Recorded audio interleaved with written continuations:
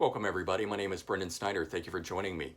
If you're new to my channel, make sure you hit the subscribe button so that you can stay up to date on everything. And for everyone who's watching, leave me a comment so that we can create a musical dialogue and discuss this. All right, we're going to take a look today at a brand new solo album by Rick Wakeman. It's called The Red Planet. It's with his backing band, the English Rock Ensemble. The version we're going to look at here is a deluxe edition that came out June 27th of 2020, and we'll do an unboxing for it. The standard edition and streaming version of this won't be released until August 28th of 2020. And Rick Wakeman has had a really interesting career within the music industry. He's now been part of it for 51 years, if you can believe that.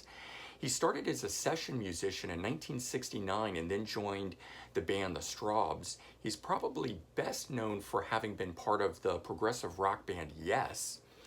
And of interesting note, he played on David Bowie's song Space Oddity and then done session work with musicians as varied as T-Rex, Elton John, Lou Reed, Black Sabbath, and Ozzy Osbourne.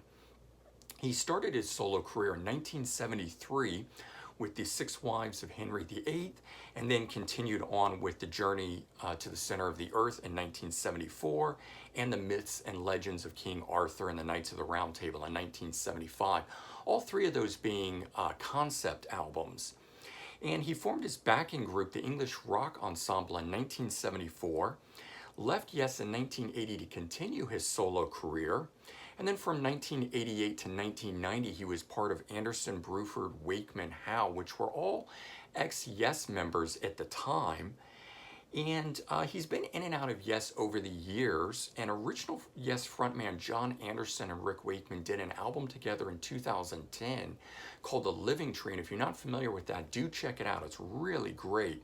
But most recently, from 2016 to 2020, he's been was a member of Yes featuring John Anderson, Trevor Rabin, and of course Rick Wakeman himself, and that being a separate version of the band Yes, which features Steve Howe in the other lineup.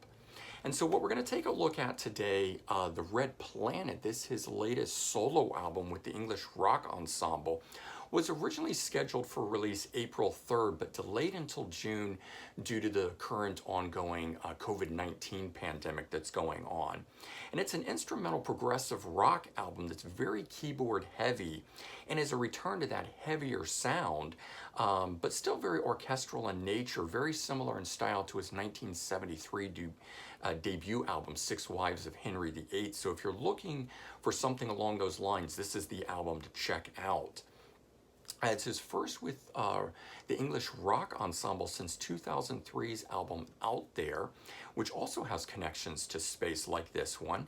And the lineup features two longtime members, Lee Pomeroy on bass and Dave Colquhoun, if I said that correctly, on guitars, and then new member Ash Sohn plays drums. And the album is a concept album about the Red Planet, and there's 8 tracks on it. Opening track, Asquith Mons, is pretty cool. It opens with a church organ, sort of setting the tone as both Lee and Ash begin what feels like a countdown effect going on. And then a choir comes in before Rick's keyboards really create sort of a fanfare at the end of this, like a send-off, sort of starting everything as they travel to Mars. Another track on here that's one of my favorites is track number 4, Olympus Mons, which is about the 13-mile-high volcano that's on Mars. And for context, that's 2.5 times the height of Mount Everest. There's no lyrics on this, and so the whole thing is told through the sound of, the instrumental aspect of this album, but it's beautifully done like a musical score on here. The first 2,000 copies, all of which are sold out already, are signed and have a limited edition packaging with pop-up in the middle of it. And I'll show you that here in just a second. Just of note also, the album itself was due to come with a DVD, but was held back because it couldn't be completed because of the ongoing COVID-19 pandemic. And so that's actually been held back and is going to be sent out later. So if you are anyone who has already picked up or ordered one of these 2000 deluxe edition versions and you notice that you didn't get the DVD, it will be getting sent out shortly. But let's take a look at this. So here's the front cover of it. You can see his signature that's on it. And then here's the back side of it. I really love the colors and everything with it. It's just beautiful. And of course, the spaceman with the organ in the front there, I think is a pretty cool thing.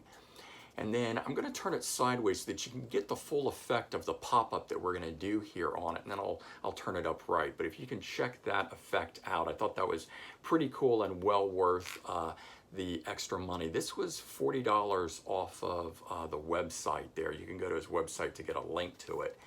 And then there's the inside of it going through band members and what they play and whatnot. And then the CD being in the back of it here, right there. And there's a booklet in the front part of it here. And let's take a look at that now. And this has got some pretty cool images inside it there showing the band members. But it's also got a lot of stuff related to the storyline and what's going on. And it's got cool pictures of Mars and everything in it. So if you're not a space buff, you certainly can enjoy it just simply through the images and things that are within this. You get a nice little sort of thing to follow along with what's going on here in terms of that idea. Really great stuff. That's another really great one that would have made a good album cover, probably an alternate edition there. So bottom line on this here, I think it's a really great return to form for his earlier career solo releases. I think if you're a fan of his first 3 albums and or you're a fan of Yes, you're really going to enjoy this. And you know, for 51 years being in the industry, I just think this is a stunning album to be making that late in the career and definitely worth checking out and highly recommend it. All right, I hope you guys enjoyed this, and if you did, please remember to comment, like, and subscribe. Let me know your thoughts. Let's create that musical dialogue. All right, hope everyone has a great day. Take care, and I'll talk to you all real soon. Bye-bye.